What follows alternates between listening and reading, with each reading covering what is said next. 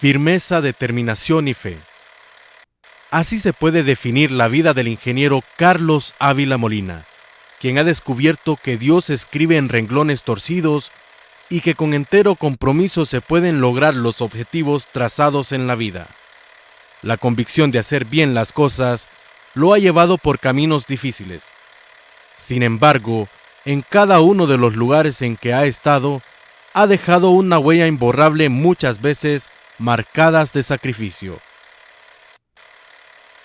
El esfuerzo lo ha conducido hasta la Santa Sede, para ser el embajador de Honduras ante el estado más pequeño del mundo e iniciar a escribir una historia en la vida de este polifacético y comprometido personaje que respondió en blanco y negro.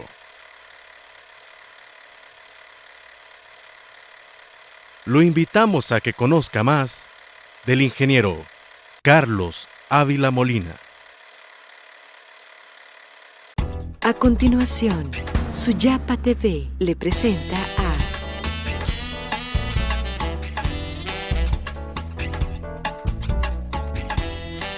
Carlos Ramos en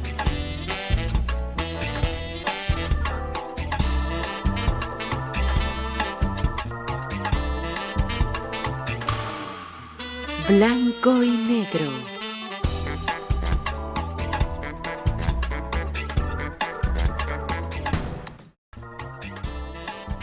Gracias por permitirnos entrar hasta la comodidad de su hogar en este su programa en blanco y negro. Este día tenemos un personaje que sin duda alguna tiene mucho que compartir con nosotros, sobre todo en la vida de la iglesia. Así que le damos la bienvenida al ingeniero Carlos Alberto Ávila Molina, que nos acompaña esta noche en blanco y negro. Bienvenido, ingeniero. Muchísimas gracias. Un placer Dios saludarle. les bendiga, gracias por la invitación. Tome asiento, por favor. ¿Cómo va todo, ingeniero? Coméntenos. Por la bendición de Dios, siguiendo sus planes y confiados en que Él siempre dispone lo mejor para nosotros. La familia muy contenta, muy a gusto con lo que va avanzando nuestra ciudad. Este día lo hemos invitado sobre todo para que nos responda en blanco y negro. Muchas veces, quizás usted ha figurado hasta en el campo fue secretario de Estado en los despachos de educación en el gobierno del licenciado Maduro, y pues quizás figura en la prensa, en la televisión, pero queremos conocer en blanco y negro su vida. ¿Quién era Carlos Ávila de niño? ¿Cómo le llamaban? Carlitos, ¿cómo le llamaban a su familia? Ante todo, recordar a mi padre, Carlos Ávila Mendoza, ingeniero civil. Mi madre, Elvira de Ávila, todo el mundo le conoce nada más por Payita. Ella se llama Paula Elvira y le conoce nada más por Payita. Entonces crecimos en un hogar, 4 hermanos, de una manera maravillosa. No tengo recuerdos tristes de mi niñez, sino por el contrario, la alegría de sentirnos siempre abrazados por ese amor de padre y madre. La presencia de mi abuelo también fue muy cercana.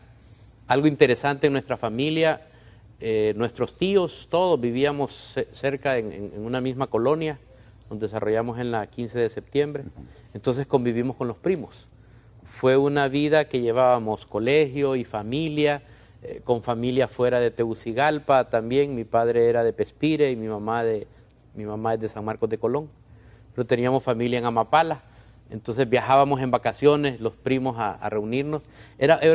Fue una niñez lindísima, hermosa. Aprendí a nadar en un río, no en otro lugar, y luego en el mar, poder pescar, poder pasar un tiempo con mi abuelo en su propiedad allá en Pespire, al otro lado de la vega del río, y nos sentíamos realmente en una niñez muy agradable, que transcurrieron los años de una manera preciosa. De los 4 hermanos, ¿qué número es usted? Yo soy el segundo. El segundo de los... Mi hermana Edna es la mayor, después mi hermano que sigue es José Jorge, y Jorge Alberto el menor de todos. Cuando digo menor, realmente es menor. Tenemos de diferencia 14 años. Sí. Entonces yo ya estaba en el colegio cuando nace mi hermano, y era recibir un bebé en la familia, y lo disfrutamos enormemente, al grado que mi hermana tuvo su bebé, su niña Carla Gabriela, y ella le llamaba a él tío niño, porque la diferencia de edades era nada, eran 1 o 2 años de diferencia. Entonces, cuando Jorge Alberto hacía sus tareas o comenzaba a aprender a leer y escribir, su alumna era su sobrinita. Entonces, mi sobrina Carla Gabriela a los 4 años leía perfectamente, escribía, hacía ya operaciones aritméticas por la cercanía que tuvo con su tío niño, que era con quien pasaba sus ratos en la casa, ¿verdad? Don Carlos, cuéntenos algo, la diferencia de cuando usted era niño, la escuela, en la actualidad. Completamente un mundo distinto. Mi escuela la hice en la Escuela Inmaculada Concepción en Comayagüela. ¿Recuerda el nombre de su maestra o Sí, maestro? mi primera maestra fue una monja, Sor José, y luego tuve una profesora, lindísimas profesoras, todas, Glenda, Amparo, Otilia, Gladys, de cada uno de ellos guardo enormes recuerdos. Y cuando salía de la casa que vivíamos en Villadela para ir a la Escuela Inmaculada Concepción, la gran ilusión era cuando pasábamos en lo que para mí en ese momento era un parque enorme, en el Banco Nacional de Fomento. Ahí tenían patos en una laguna artificial, era un estanque, pero para mí era un bosque enorme todo aquello, y disfrutábamos ese trayecto de la casa a la escuela. La vida en la escuela transcurría bajo el cobijo de la orden franciscana, de una manera hermosa. Mis grandes amigos todavía de la escuela nos reunimos, nos recordamos. O sea, fue una escuela de mucha alegría. Recuerdo los actos cívicos, recuerdo las misas que cruzábamos por el taller de don Leonidas, que era el carpintero que tenía su tallercito de carpintería ahí en la escuela. Y cada momento de la vida escolar, los concursos, las presentaciones en cuadros cívicos, coronaciones, era una cosa maravillosa. ¿Recuerda alguna travesura por la que lo castigaron? No, afortunadamente no tuve ninguna de ellas, pero sí recuerdo, ahora que lo menciona, cuando me pedía usted un recuerdo, recuerdo una vez que estaban jugando un grupo de niños ya mayores de 6º grado y a uno de ellos se le había ido la pelota del pasillo en el 2º piso de la escuela hacia el techo de lo que es el gimnasio. Y el niño saltó para recogerlo y cruzó las láminas y era el gran ruido en la escuela, que se había caído desde el techo, y afortunadamente creo que fue una fractura de un brazo nada más, pero no pasó a más, pero sí fueron unos momentos de escuela preciosos. ¿Ahí fue donde conoció a su esposa o, No. o se enamoró también en el colegio? No. Pasó algo interesante. Estando en una escuela de padres franciscanos, al concluir la escuela, nos habíamos trasladado a vivir a la 15 de septiembre. Entonces mi papá me preguntó, recuerdo yo, que a qué colegio quería ir. El crecimiento normal era el Instituto San Francisco. Sin embargo, lo que a mí me había impactado, porque mi mamá y mi papá nos llevaban siempre a la calle Real a ver los desfiles del 15 de septiembre. Era una fiesta hermosa estar en los desfiles del 15 de septiembre en la calle Real de Comayagüela. Y la banda que a mí me impactaba era la del Instituto San Miguel. Entonces yo le pedí a él que quería estar en el San Miguel para poder participar en la banda del colegio en los 15 de septiembre. Pero lo que es la vida, en el año 1971 fue mi primer año de colegio. Ese año se suspendieron los desfiles, no hubo desfiles. Y no hubo desfiles 72, 73, 74 y 75, que fueron mis años de colegio. Volvieron los desfiles hasta el 76. Entonces lo que me hizo solicitar ir al San Miguel, no pude realizarlo, mas sin embargo el colegio para mí fue un formador, la escuela de Don Bosco, claro, para la juventud es una cosa maravillosa, entre la rigurosidad del estudio, la camaradería, el trato con el sacerdote salesiano, claro, que es muy orientado a trabajo con el joven, deporte. En esos años ingresé a jugar béisbol y luego estuve 19 años jugando béisbol aquí en el país, hasta que terminé jugando con el Medias Verdes en la categoría mayor. Pero en el colegio jugábamos básquetbol, fútbol, teníamos retiros, hacíamos excursiones, y fue el momento también en la adolescencia donde formamos parte del movimiento Scout.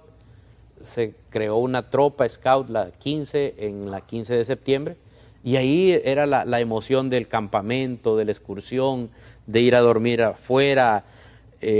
Recuerdo cuando estaba a la edad de 12 años, que había terminado ya la escuela, tuve mi primer trabajo, mi primer empleo. Y fue envolviendo calendarios de lo que era el Banco del Ahorro hondureño. En una casa en la avenida, en el barrio La Hoya, ahí había una agencia, esquina opuesta a la penitenciaría, una agencia del ahorro hondureño, y allí trabajé esas vacaciones embolsando calendarios, que eran los que se enviaban a todo el país, a los clientes del Banco del Ahorro. Y mi primer salario fue para comprar mi mochila, catimplora y un cuchillo. Era la emoción de que ya tenía el equipo para poder participar en el movimiento ya con cosas mías, ¿verdad? Y esas amistades de igual manera venían complementadas entre el escultismo, el deporte por el béisbol y una gran afición al ciclismo. También. Porque en la 15 de septiembre era una colonia que comenzaba en esos años 70, en los 60 realmente, y teníamos un grupo de amigos que seguimos siendo grandes amigos, Radamés Lagos, Ricardo Funes, que con los hermanos de Ricardo igual, Ramón y Marco, Braulio Cruz, que hoy es gerente de la azucarera en Choluteca, era nuestro jefe de tropa, pero teníamos, además de la pasión por lo que era el béisbol, el escultismo, el ciclismo. Entonces nos llevábamos en bicicleta por toda esa, eran unas bicicletas que al final terminaban sin guardafangos, sin frenos, sino que frenábamos con los tenis, nos los comíamos de estar frenando directo. Era una alegría porque era una distracción lindísima la que teníamos, una juventud muy sana. La colonia se estaba construyendo, entonces pasábamos jugando entre campo de fútbol, las casas en construcción, el ciclismo, las excursiones, campamentos. Fueron unos años realmente preciosos los que... ¿Y qué lo lleva a usted a estudiar ingeniería mecánica, entiendo, verdad? Sí. Cuando concluí en el colegio, en el San Miguel, yo me gradué en el 75 en el San Miguel. En el 76 era el primer año de universidad. Y 4 compañeros nos inscribimos para ingeniería mecánica industrial. Mi papá era ingeniero civil. A mí me gustaba mucho la parte de matemáticas y física, me sigue encantando. Entré a estudiar ingeniería mecánica, pero se dio algo interesante. Y es que al terminar el primer año de la carrera, busqué trabajo. Y fui entonces contratado como dibujante de topografía en la alcaldía del Distrito Central, cuando el alcalde era el arquitecto Henry Merriam. Estaba también el arquitecto Billy Kibet, ya en lo que era Metroplan. Entonces yo estudiaba las clases del CUEC, las terminé, ya iba a entrar a lo que era dibujo y todas las clases ya de la carrera, y trabajaba como dibujante de topografía, lo que me permitió aprender del área de la ingeniería civil, poder dar lectura de las notas que tomaban los topógrafos, traducirlos ya con fórmula lo que era un plano, poder dibujar plano, poder entrar a dibujo lineal, pero luego no era compatible el horario del trabajo con el de mis estudios, entonces dejé de trabajar un semestre y encontré trabajo en la propia Universidad Nacional Autónoma de Honduras en el Departamento de Desarrollo Físico, pero ya como dibujante de arquitectura. Entonces me servía de experiencia ya el currículum que había trabajado como dibujante de topografía. Entonces estuve trabajando en desarrollo físico como dibujante de arquitectura en los años en que se estaba diseñando el crecimiento maestro de la universidad. Entonces tuvimos la oportunidad de participar en diseño de ampliaciones del CURLA, del CUR, de aquí mismo de la ciudad universitaria. La primera obra que se me encomendó ya cuando estaba como en tercero o cuarto o quinto año de la carrera, era la iluminación del estacionamiento central de la universidad, que está frente al auditorio. Fue mi primer trabajo profesional, que me sentía orgullosísimo, y cada vez que paso y no veo una lámpara apagada, me siento emocionado de que todavía sigue ahí la obra. Pero eso me llevó entonces a estar estudiando ingeniería mecánica industrial y trabajando en otro campo, que al final resultó ser una enorme ventaja, porque en las clases ya de diseño y lo que era elementos de máquinas, diseños técnicos, yo era el que tenía más dominio de las técnicas, porque en esos años no se trabajaba con computadora. Claro. Era a puro papel calca, puro estilógrafo y trabajando directamente sobre el plano, que ya tenía ventajas sobre el resto de quienes estudiábamos, porque yo tenía desarrollada esa competencia por los trabajos que llevaba. Entonces era el centro de trabajo agradable que llevaba. Y eso lo combinaba con la práctica del béisbol. Béisbol que me llevó a participar hasta en un mundial. Yo jugué de pitcher los 19 años. Fuimos a un mundial a Argentina, que quedamos en un tercer lugar, un honroso tercer lugar del mundo. Un campeonato mundial que tiene una anécdota también bonita. Y es que en 1978 se celebró el mundial de fútbol en Buenos Aires, Argentina. Entonces, previo, en el 76, el presidente de la Federación de Fútbol declaró que el fútbol era para las personas inteligentes y que los que no podían jugar fútbol se metieran a jugar béisbol, por ejemplo, dijo. Así lo dijo. Sí, así lo dijo. Eso picó a la Federación de Béisbol y organizó un mundial de béisbol juvenil en Buenos Aires. Y fuimos a participar después de haber ganado un torneo centroamericano en Costa Rica en el 76 y nos llevó entonces a un mundial de béisbol. Entonces el deporte también para nosotros fue formador enorme de camaradería, de amistad. ¿Pero y cómo le hacía para administrar el tiempo? Porque eran tantas actividades. Dios nos dio poder estar trabajando, estudiando, jugando, y ahí sí fue donde ya conocí a mi esposa. Porque lo conoció como el deportista, el scout, el profesional. Exactamente. Entonces, cuando trabajaba en el Distrito Central, un compañero de trabajo que ya falleció, el ingeniero Carlos Gúnera, estaba casado con una hermana de mi esposa. Entonces mi cuñada llegó con Dora, mi esposa, a visitarlo un día. Y algo pasó.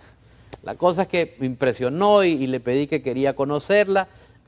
Y desde ahí tuvimos 5 años de noviazgo y hoy hemos alcanzado 31 años de casados, con una felicidad que solo el Señor la puede explicar. No todo es de rosas, pero nos ha permitido poder vivir una vida en matrimonio maravillosa con 2 hijos lindísimos que para nosotros son el mayor regalo que el Señor nos ha dado, ¿verdad? Muy bien, don Carlos. Ya vamos a regresar con el ingeniero Carlos Ávila Molina, quien está con nosotros en Blanco y Negro. Y después del corte nos va a explicar cómo un ingeniero mecánico se involucra a reparar los sistemas educativos del país. Ya volvemos, no toque su televisor. Esto es En Blanco y Negro.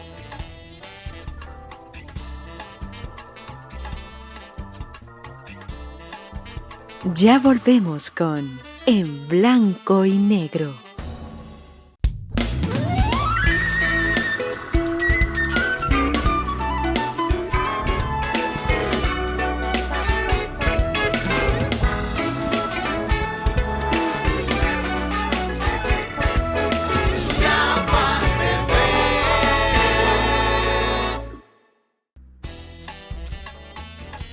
Continuamos con En Blanco y Negro.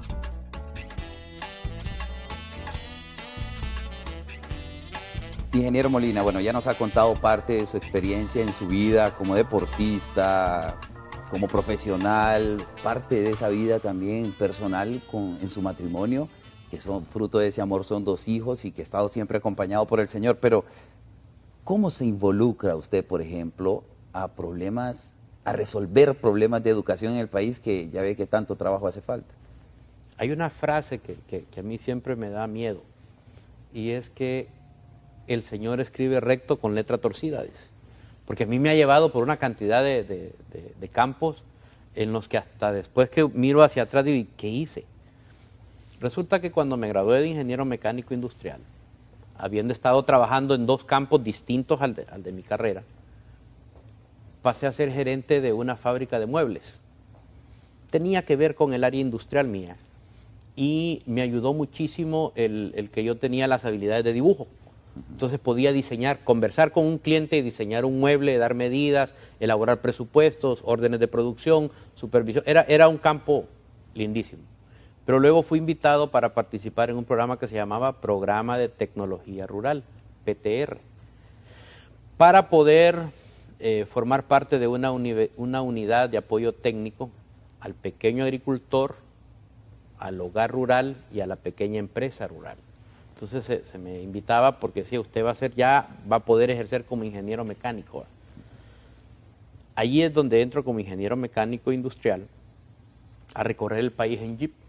Entonces yo recorrí el país en jeep y me permitió Dios conocer todo el país, solo a La Mosquitia no llegamos. Y la primera experiencia que tuvimos era diseñando implementos agrícolas y supervisando la fabricación de ellos. Arados, sembradoras, desgranadoras, bombas para riego utilizando caída de agua poca, bombas de ariete, lo que eran norias, ruedas norias para poder tomar agua del río y por gravedad regar la vega de los ríos, fabricación de silos, entrenamiento a pequeña empresa. Entonces recorrer el país era lindísimo y se me invitó para poder trabajar en un proyecto como contraparte que se llamaba Leña y Fuentes Alternas de Energía, lo cual requería que hiciéramos estudios energéticos de especies maderables locales para poder determinar qué tan eficientes eran utilizados en las estructuras de cocción en los hogares rurales, fogones. Ahí aprendí a fabricar teja, adobe y ladrillo. Y cuando digo aprendí es que era meterse al barro para mezclar el barro húmedo con fibras para poder hacerlo del adobe. Entonces parte de esos componentes era cómo fabricar una estufa que en esos años, en los 80, se llamaba estufa Lorena, de lodo y arena. Y desarrollamos y empezamos a construir modelos experimentales que llevaron a que utilizáramos mucha tecnología apropiada de un grupo inglés que en esa década existía y se llamaba Voluntarios para Asistencia Técnica. Entonces estaba metido en un campo distinto que me fue llevando poco a poco en la parte energética a poder aprender a construir hornos para pan, hornos para ladrillo, hornos para teja, hornos para cerámica, y posteriormente nos introdujo en la parte de energía solar para lo que era deshidratación de granos, calentamiento de agua, calentamiento de ambientes y deshidratación de productos frescos. De la energía solar nos llevó a la energía eólica, a la gasificación. Tuvimos la oportunidad de participar en construcción de proyectos de gasificadores realmente industriales de 30 metros cúbicos, utilizando el estiércol de ganado para producir metano y luego el uso en sustitución de combustibles en motorcitos estacionarios. Pero eso lo hicimos aquí en el país. Y luego la OEA, Organización de Estados Americanos, conoció de la tarea que desarrollaba y me invitó a ser contraparte en un proyecto ya fuera del país como consultor. Yo tenía 24 años. Y entonces el señor me saca del país y me lleva a Costa Rica a trabajar en un proyecto, en una comunidad que se llama Los Chiles. Pocos, yo les digo, pocos ticos la conocen. Es la frontera de Costa Rica con Nicaragua, al norte. Y ahí era para desarrollar proyectos nuevamente energéticos. Y de ahí me invitaron a trabajar en Costa Rica, en Nicaragua. Cuando los sandinistas estuve trabajando en Nicaragua. Ya para ese momento ya me había casado, ya había nacido Pamela, nuestra hija mayor. Y yo decía, ya toqué el cielo, si estoy de consultor, 24 años, ya podía sentirme que podía vivir solo. Pero cuando estaba en ese momento, la caída. Resulta que aquella emoción por las fuentes alternas de energía se perdió en el mundo. Fue cuando la crisis del 79 en el petróleo. Entonces ya nuevamente como que el mundo dijo, no, ya resolvimos el problema y se subieron precios, se controló la demanda y la oferta, así que ya no hablemos de fuentes alternas de energía. Entonces regresé al país y estando aquí decía, ¿y ahora, señor? ¿Y ahora? Empezar otra vez a recordar de que no eres nada y arranca de nuevo. Y empecé entonces, me acerqué nuevamente al Colegio de Ingenieros Mecánicos, Eléctricos y Químicos, el CIMEC, del cual formó parte, y allí, de estar activo en el colegio, llegaban solicitudes de, necesito un ingeniero para una instalación. Entré entonces otra vez a mi campo, a la parte de ingeniería mecánica, a instalar equipo, bombas, cisterna, calderas, la instalación de equipo industrial para panificadoras. Y entonces dije, bueno, ya arranqué de nuevo. Y estando en eso, me invitaron para poder ser formado como conferencista por una asociación nueva que se llamaba Gerentes y Empresarios Asociados de Honduras. Y fui entrenado como entrenador. Entonces ya daba conferencias sobre mantenimiento preventivo, administración de tiempo, dirección y control de... Y me fui experimentando al grado que me sacaron de Honduras para dar también seminarios en América del Sur, la Asociación Americana de Gerentes. Nuevamente ya iba en otro campo, ya iba en otro que no campo. tenía que ver con la parte de ingeniería mecánica. Pero yo aprovechaba en todas esas consultorías y la oportunidad que el Señor me estaba brindando de ir introduciendo temas nuevos que me permitió formarme como formador de gerentes y de administradores. Y quedé especializándome como consultor gerencial. Y una de las yo daba consultorías a la banca, a la industria, a la pequeña empresa, proyectos internacionales, en la formación gerencial y la planificación estratégica. Cuando esa etapa de mi vida está ocurriendo, la última consultoría que brindamos fue a lo que se llamaba antes el Tribunal Nacional de Elecciones, sobre la parte técnica del proceso, la formación de quienes iban a conducir el proceso electoral. Fueron 6 meses, yo creo que ahí fue donde tomé mayores canas, en la parte de técnica de proceso electoral, desde lo que era, porque era un desorden en esos años, tuvimos que sistematizar mucho, que hoy veo resultados lindísimos de aquella semilla que se sembró, y cambios en el proceso electoral, relaciones gubernamentales con otras instancias, producción de material electoral, las relaciones con las Fuerzas Armadas, locales, todo ese proceso. Entonces, cuando terminé ese proceso, fui invitado por las Naciones Unidas porque era ingeniero industrial, tenía experiencia en la parte electoral para ir a asesorar a Nicaragua cuando las elecciones de doña Violeta Chamorro, que se llamaban las elecciones del siglo. Entonces fui como miembro de la Organización Nacional de Naciones Unidas para la verificación de elecciones en Nicaragua, un técnico hondureño metido en el tema. ¿Y era el único hondureño que participaba? Sí, era el único porque Nicaragua había prohibido que hubiera en esos años, acuérdese de los sandinistas, había prohibido relaciones con Honduras y menos a nivel al proceso electoral. Pero no sentía tensión el participar en un proceso. La tenía, pero la emoción era podía más. Podía, sí. Y la juventud igual, estaba no es que ahora tengo muchos años, pero estoy hablando de los años 90, en 1989, en el 89. Y entonces, gracias a Dios nos fue bien. Y a partir de ahí, regresé al país y dije, bueno, otra vez, como que agarra alas y dice uno, ahora sí, si no fue con la OEA, pues ahora con estos organismos voy a tener las aperturas. Ya en ese momento había nacido nuestro segundo hijo, Carlos Andrés. Y ya como familia yo miraba que no podía seguir tomando consultoría, yéndome por 2 meses, 3 meses, que no, ya me quedo en el país. Y recibí una oferta del COEP, una llamada del COEP, que me invitaban a dar una conferencia para motivar a las cámaras de comercio a hacer bien su papel. Entonces les preguntaba, ¿y qué es un buen papel de cámaras de comercio? No, pues que tengan mayor presencia. Y como yo tenía la formación de consultoría, les decía, ¿por qué no hacemos un diagnóstico? Y elaboramos un plan estratégico. Y así entré al COEP como consultor. Tuve el ofrecimiento para ser entonces gerente de desarrollo organizacional, con la condición de que si surgían consultorías fuera del país, me daban licencia para poder ir a desarrollarlas y regresar al país. Y así fue. Pero ocurrió que hubo el cambio de gobierno, que llegó el licenciado Rafael Leonardo Calleja al gobierno, y entonces lo que para mí era nada más la gerencia de desarrollo organizacional, me llegó a ser el director ejecutivo del COEP. Entonces fui director ejecutivo del COEP y me involucró el señor en lo que era la parte legislativa. Estaba ingresando al país el proyecto de reestructuración de la economía y eso traía una cantidad de cambios en legislación tanto local como de relaciones internacionales y nos tocaba entonces poder manejar esa parte que me lo daba la experiencia de la consultoría gerencial. Claro. Y en ese momento, cuando ya habíamos pasado la primera Comisión Nacional Supervisora de Servicios Públicos, primera Comisión Negociadora del Salario Mínimo, lo que era la Ley de Inversión Extranjera, lo que era la Ley de Arancel Consular, una cantidad de leyes de mucho peso. yo llegué a conocer entonces al sector empresarial y al sector laboral.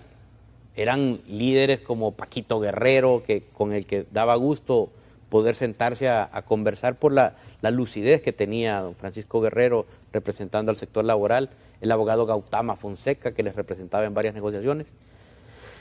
Y en ese momento entonces se estaba formando un banco en San Pedro Sula, el Banco del País.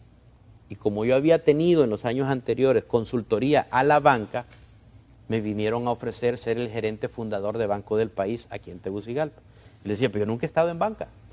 Y no importa, pero la gente te conoce. Sí, pero yo de banca no he estudiado, pero la gente te conoce y te podemos...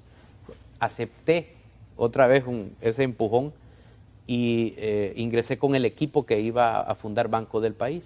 Y empezamos con una oficinita chiquita en el segundo piso de Comercial Ice. Don Bernardo Hirsch nos prestó una oficinita en una bodega. Ahí empezó Banco del País. Y luego empezamos, que ya empleaba entonces mis conocimientos de diseño en lo que fue la remodelación y adaptación del edificio donde iba a iniciar Banco del País.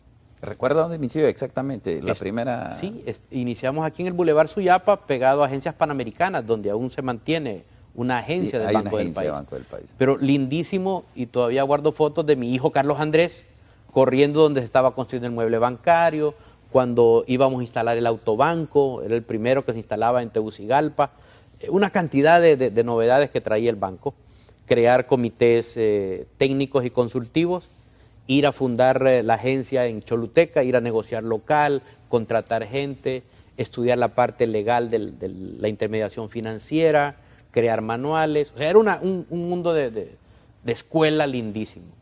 Pero estando en ese proceso y habiendo salido del COEP, el ingeniero Vicente Williams, que había sido presidente del COEP, cuando terminamos la negociación de la ley de instituciones del sistema financiero, que en ese momento yo era vicepresidente de la IVA y el presidente era don Arturo Alvarado. Entonces, terminando la negociación con el doctor Hugo Noé Pino, que era presidente del Banco Central, y el doctor Carlos Roberto Reina, presidente de la República, al terminar la sesión y firmar el documento último, me acuerdo yo, me dice el ingeniero William, quiero invitarlo a cenar. Ah, muy bien, ingeniero, vamos a cenar. Entonces me dice, óigame, quiero invitarlo para que se venga a Futuro, que era Asociación de Ahorro y Préstamo, para que nos ayude a volverla a banco.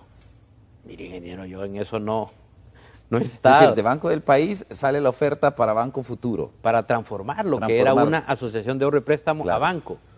Y le digo, yo he estado en la banca, pero no, pero usted ya, eso ya lo domina. Y creyeron en mí, me hicieron una oferta y pasé entonces a Futuro, Asociación de Ahorro y Préstamo, para transformarla de una asociación que tenía 20 años de estar operando en el país, volverla banco. Y gracias a Dios le volvimos banco, con sistematización, con un trabajo durísimo. Toda la gente que trabajó en ese periodo puede sentirse orgullosa de lo que hizo, porque realmente se le dio al país una institución financiera muy sólida. Y vuelto banco ya Futuro, es creo la institución con la que más he trabajado en años. Con ellos estuve 7 años. Es la que en el COEP no fue tanto, en todos los otros no fue tanto, como que el señor me llevaba un poquito aquí, otro poquito acá, y vas a ir agarrando en el camino experiencia. Entonces, cuando estaba en ese proceso, la amistad con Ricardo Maduro había nacido en los 80, cuando daba consultoría gerencial, que pude conocer sus empresas, y a él hicimos amistad personal. Y siempre le decía, cuando te metas a política te voy a ayudar, porque en vos sí creo. El día que tomó la decisión me llama y me dice, siempre me dijiste que me ibas a acompañar. Ahora que tomo la decisión, te pido que me ayudes. Don Carlos, hasta ahí he querido llegar ahorita ya para que nos hable de esa faceta, pero vamos a continuar después del corte acá en Blanco y Negro. Ya volvemos.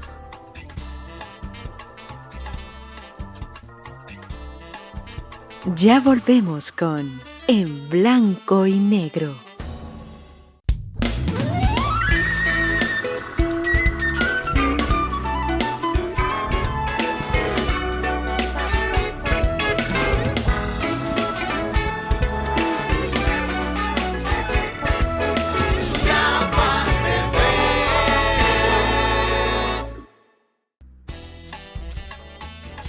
Continuamos con En Blanco y Negro.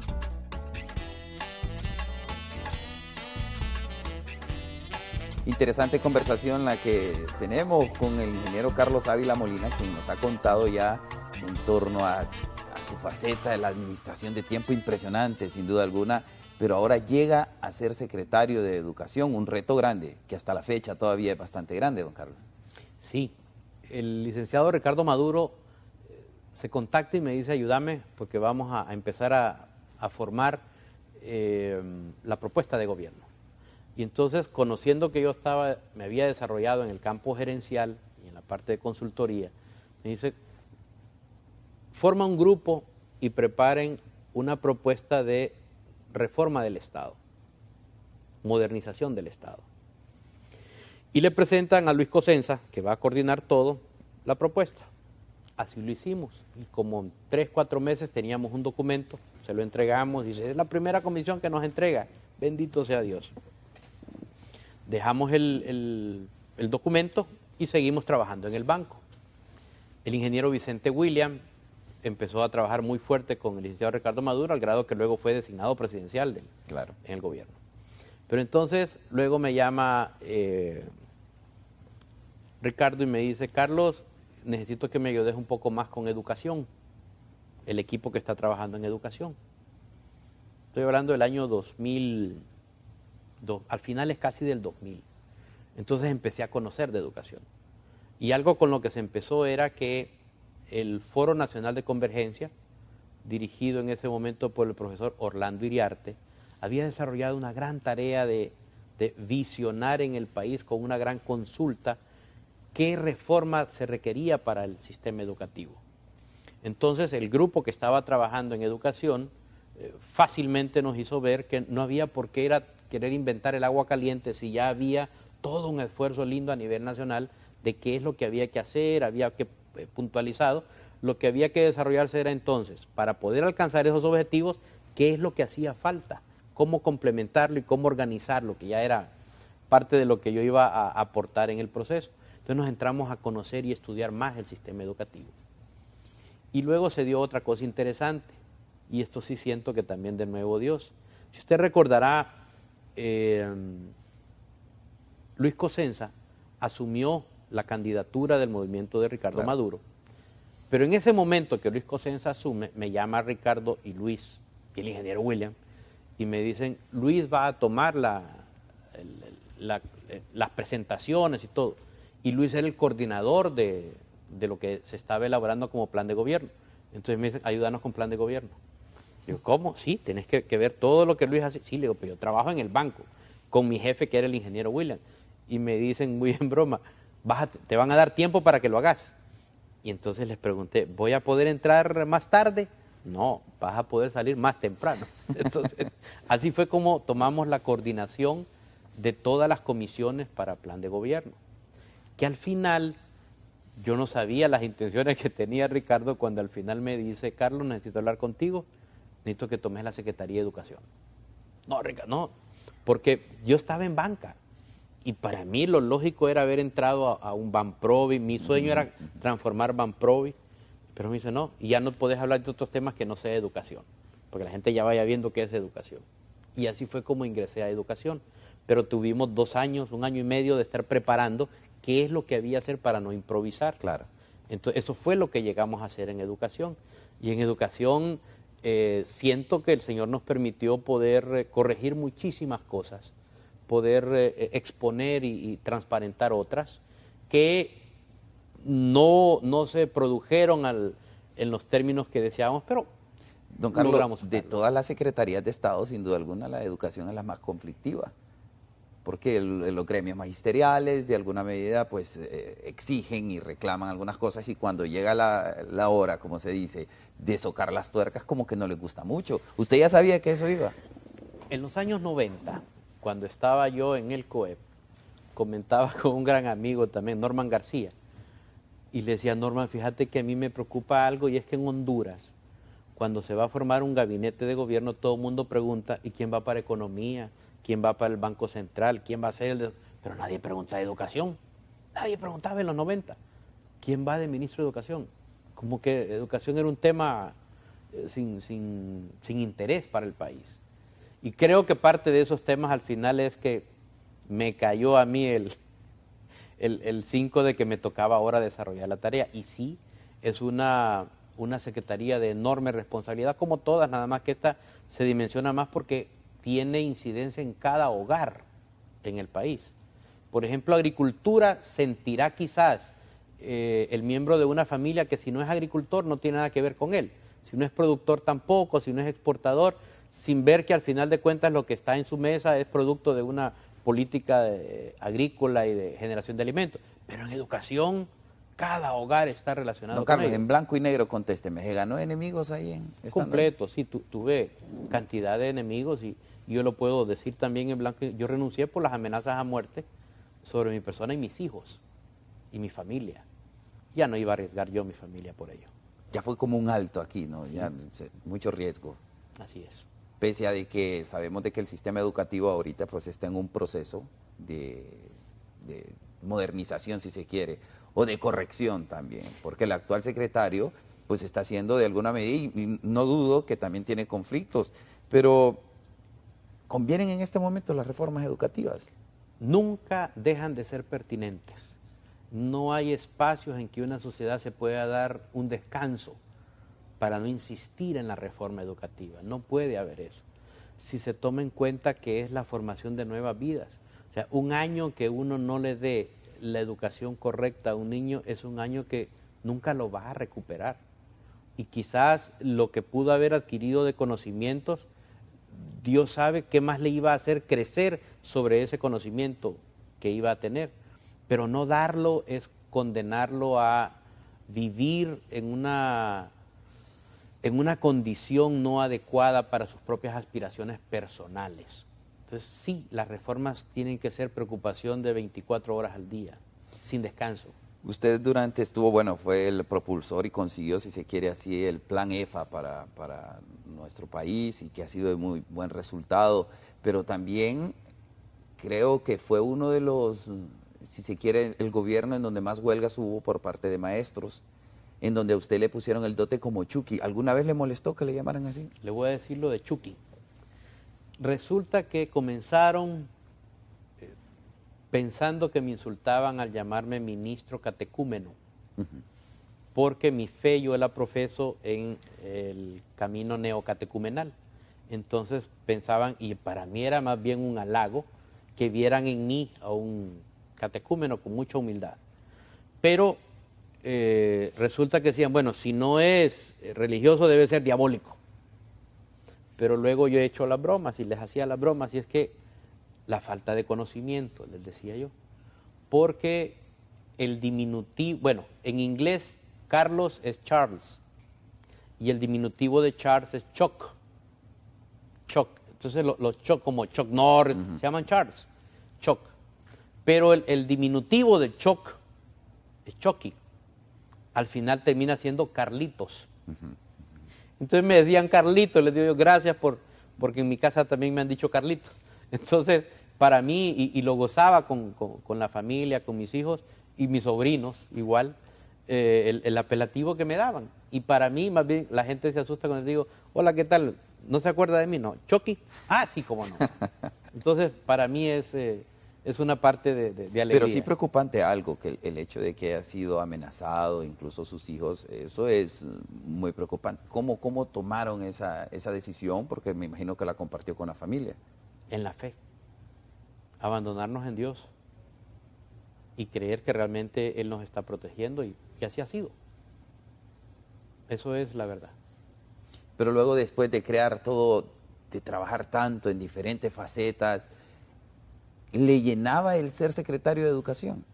Pues era un reto más y un reto lindísimo que gracias a Dios con colaboradores de primera y acompañamiento pudimos mostrarle al mundo, porque esa fue la verdad, que había una voluntad de cambio al sistema educativo y eso fue lo que nos dio el programa EFA. EFA, para poder ponerlo en su justa dimensión, fuimos el primer país en el mundo que recibió el beneplácito de los países aportantes. Fuimos invitados luego a París a poder exponerle a las otras naciones que estaban viendo cómo podía lograrse, cómo Honduras lo había hecho, y lo había hecho en base a trabajo, en base a tener claridad de hacia dónde iba. Pero al terminar en la Secretaría de Educación me pasó otra cosa también lindísima. Fui invitado a concursar para la Secretaría Ejecutiva del Consejo Mesoamericano para la Competitividad. Concursé y gané, gracias a Dios, y la sede era en Honduras.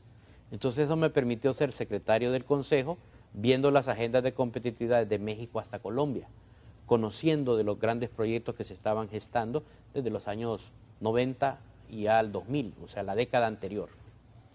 En medio de eso, el presidente Maduro me invitó para poder tomar el proyecto del Museo para la Identidad Nacional. Y ahí era estaba de secretario del técnico del Consejo Mexicano de Competitividad y además como coordinador de todo el proyecto del Museo para la Identidad Nacional, que ya tenía obra civil, obra de arquitectura, de diseño, que también era parte de lo que me atraía, y logramos de nuevo con una gran colaboración, organismos internacionales que nos apoyaron, embajadas, concluir el proyecto del Museo para la Identidad Nacional, que gracias a Dios sigue siendo una joya de la ciudad y del patrimonio ya del país. Si el edificio de los ministerios era patrimonio histórico, ahora tiene un peso mucho mayor por las contribuciones que realiza. Y una fundación para la identidad nacional también muy comprometida, que está asegurándole al país la sostenibilidad y desarrollo de esa gran obra para fortalecer la identidad. Pero concluido eso, el museo, la secretaría, el COEP decidió incursionar en la educación superior. Y es donde me invitaron para ser vicerrector de la Universidad José Cecilio del Valle. Entonces ya llegué a la educación superior con, gracias a Dios, ese cúmulo de campos hacia atrás que me permitió poder apoyar toda esa iniciativa desde el punto de vista de organización administrativa, organización académica, infraestructura, proyectos, programas. Y lo último era, en base a lo que conocíamos de competitividad de la región, cuando conversamos con el doctor Tito Livio Sierra, ver la pertinencia del proyecto del ferrocarril interoceánico. Ya vamos a tocar ese y otros temas, don Carlos. Antes de irnos a la pausa, en blanco y negro, ¿fracasó o triunfó en la Secretaría de Educación? Yo creo que el pueblo es quien lo puede juzgar, pero yo me siento satisfecho de lo que hicimos. Muy bien, vamos a la pausa. Al regresar, durante todo este periplo que ha realizado el ingeniero Carlos Ávila Molina, ya dentro de poco el señor lo lleva hasta el Vaticano. Cuando regresemos le contamos.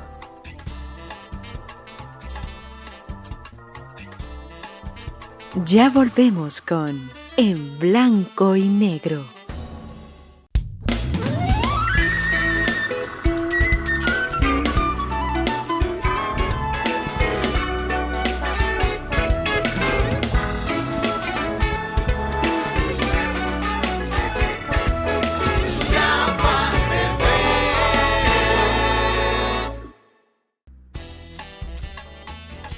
Continuamos con En Blanco y Negro.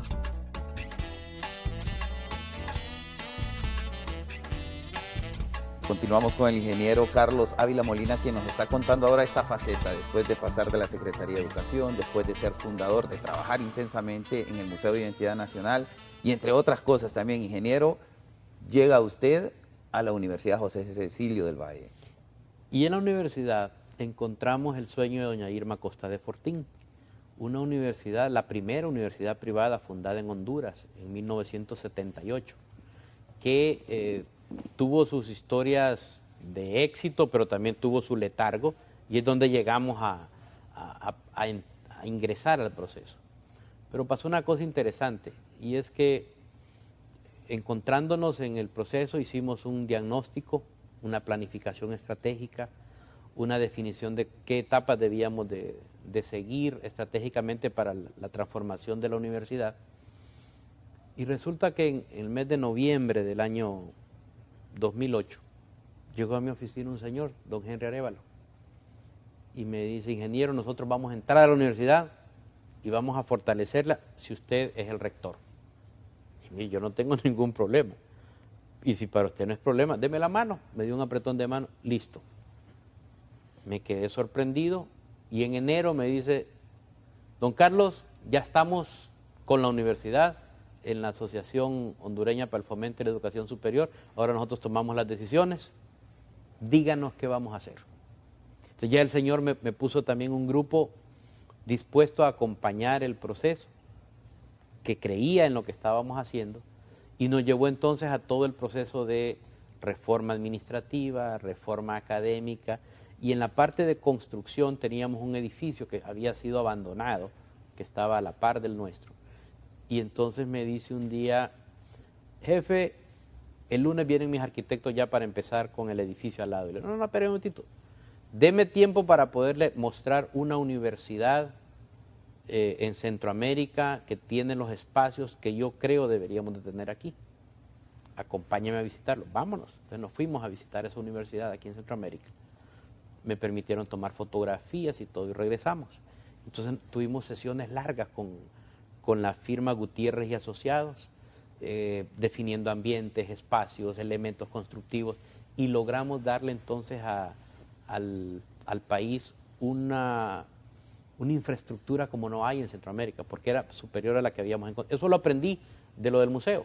Para el museo tuvimos un modelo que era el Museo del Canal Interoceánico en Panamá, y siempre la persona que nos condujo desde allá nos decía, este tiene que ser mejor que el nuestro, porque si ustedes lo hacen mejor que el nuestro, eso va a hacer que mi junta directiva aquí quiera hacerme mejor a mí. Entonces vamos a ir creciendo los dos. Y entonces con esa misma idea se transformó la Universidad José Cecilio del Valle. Hoy por hoy una universidad de mucha tecnología, 19 carreras que están en proceso de reforma. Entramos a una reforma curricular profunda, dándole pertinencia a lo que es la visión del país al 2038, un enlace con lo que es la formación del nuevo profesional del país en las 19 carreras con las que estamos trabajando. Y allí es donde surge lo del ferrocarril interoceánico. Claro, que ese es el nuevo reto que tiene ahora. Ese es el nuevo reto de la universidad. Bueno, estamos concluyendo el proceso de aprobación de las reformas curriculares por parte de la Dirección de Educación Superior.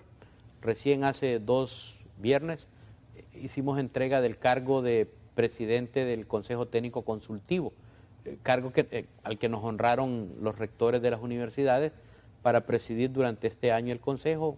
Dios solo permitió que estuviera medio año, porque luego el Señor me ha tomado y me ha pedido poder servir en la Embajada de Honduras ante la Santa Sede, que es para mí y mi familia es un regalo inmerecido del Señor.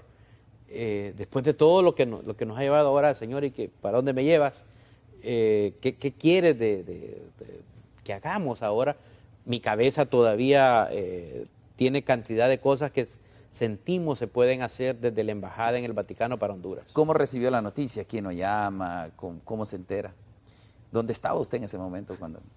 Las preguntas parece que hemos conversado antes, porque yo me encontraba en mi oficina, era creo la 1 de la tarde, y la pregunta era, no, eran las 12, estaba redactando un documento que acostumbro al mediodía redactar los documentos. Y la pregunta era, ¿dónde se encuentra? Bien. En la universidad. ¿Y está sentado? Fue la pregunta que me hicieron. ¿Está sentado? Sí, me encuentro sentado. Don Carlos, queremos pedirle, no es una respuesta ahorita, pero que con su familia piensen la posibilidad de aceptar ser embajadores de Honduras ante el Vaticano. ¿Qué pasó en ese momento? Lloré porque sentí que era un regalo demasiado grande. Era un momento de decir, deja todo y sígueme. Y me sentí tan sacudido que del otro lado de la línea me preguntaron, ¿está ahí todavía? Me imagino que me quedé mudo. Y no había palabras en mí para expresar, y estaba solo en la oficina, para expresar lo que eso significaba. Y entonces llamé a mi esposa, a mi hijo y a mi hija, que me urgía hablar con ellos en la tarde, que estuviéramos temprano en la casa, cada uno saliendo de su trabajo. Reunidos. Y les di la noticia, y fue igual un remesón por todo lo que eso significa de cambiar la vida, ¿verdad? Cambiar la vida porque es trasladarse ya a una página en blanco y dejar que el Señor sea quien la escriba. Usted fue Boy Scout, deportista, funcionario del gobierno en una de las secretarías fuertes, y entre otras tantas cosas. ¿Cree usted que este es el reto a superar ahora? Hace más de 18 años iniciamos en el camino neocatecumenal, que nos ha llevado en un proceso de ir sintiendo que, pecadores como somos, el Señor nos abraza como Padre amoroso. Y tenemos nosotros un momento en el que hacemos una profesión de fe. Y en la profesión de fe es, de cara a toda la asamblea en la iglesia, expresar el credo en mi vida. ¿Qué significa realmente creer en Dios? Y poder expresar que es tanto el amor que sentimos del Señor que cuando mi padre murió, y esto también quisiera compartirlo porque siento que puede explicar cómo veo ahora mi vida. Cuando Ricardo Maduro tomó la decisión de ingresar a la política, me hizo una primera invitación y era que aceptara ser candidato a alcalde de Tegucigalpa. Todavía estaba mi padre vivo y fui donde él y acudí donde él. Y le pregunté qué opinaba para tomar su consejo. Él me dijo, es la vida pública, si se va a llevar como debe llevarse, difícil, es dura, es ingrata, no hay reconocimiento, hay mucho sacrificio de la familia, pero me dijo, la decisión que tomes te acompaño. Me sentí entonces que mi padre estaba conmigo. Todavía no le había dicho nada a mi esposa. Fuimos a la Eucaristía el sábado y yo estaba, ¿en qué momento le digo a mi esposa lo que me han pedido responder? Cuando veníamos de regreso a la Eucaristía, sentí que era el momento y le dije, me han llamado y me han ofrecido ser candidato a alcalde. ¿Qué no me dijo, verdad? ¿Estás loco? Bueno, de todo.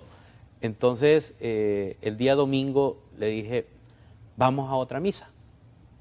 Y nos fuimos a una misa al Tabor, donde se encontraba con vida todavía el padre Gil Cusón, un jesuita, que para mí era un consejero espiritual. Hicimos una amistad con él por razones, de nuevo, solo Dios sabe. Fui llevado por mi hermana, referencia de mi hermana Edna, para hablar con ellos sobre planificación estratégica en el Tabor. Hicimos una amistad con el padre Gil, pero de primera. Al terminar la misa, él me conocía y me dice, veo que algo te preocupa, ven, hablemos. Entonces nos sentamos en una banca y le expliqué cuál era mi preocupación. Y me dice, yo no te puedo dar una respuesta, pero te puedo acompañar para un discernimiento en la oración. Pero necesito que vengas aquí al Tabor. Yo voy a abrir en mi agenda a un hombre, pero que esté en la gloria del Señor, estoy seguro. Me abrió la agenda de él. Y entonces regresé a la casa y le dije a mi esposa, me voy para el Tabor. ¿Y a qué vas al Tabor? El padre Gil me va a acompañar. Bueno. ¿Cuánto tiempo estuvo en el Tabor? Estuve 4 días. Intensos. Fue una cosa que cuando yo regresé del Tabor, y puedo decir bajé del Tabor,